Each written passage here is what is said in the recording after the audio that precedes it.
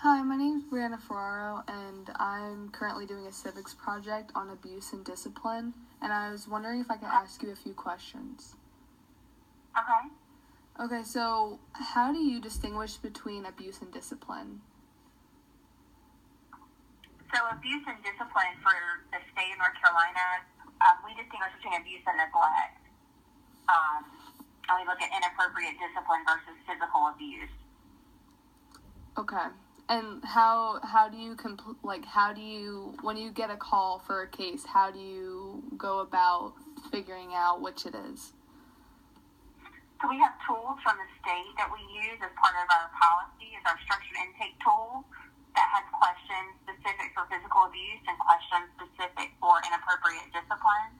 It looks at the type of injury received, where on the body the discipline or abuse was administered, intentional versus accidental. Okay. So the main reason we're doing this project is to define the line between the two. So is there a real, actual line that divides abuse and neglect or discipline in your work?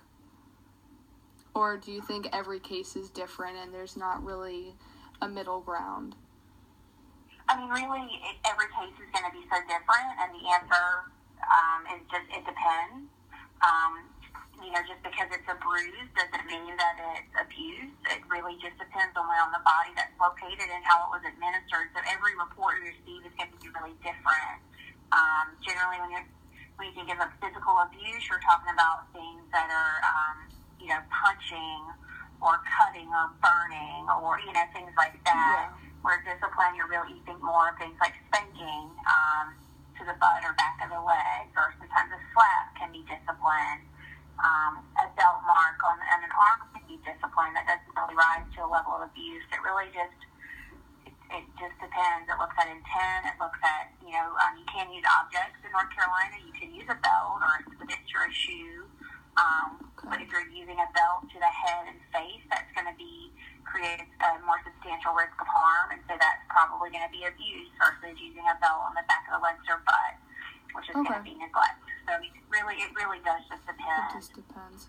Okay, and last question. Do you find any cases when it comes to race or religion, do you find one more of the other, or do you find a big difference when people more cases on a certain race or a certain religion, and why do you think that is?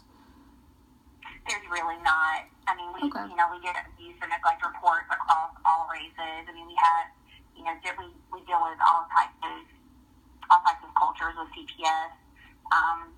Yes, I mean, that's a great question, but really we just get them through everyone.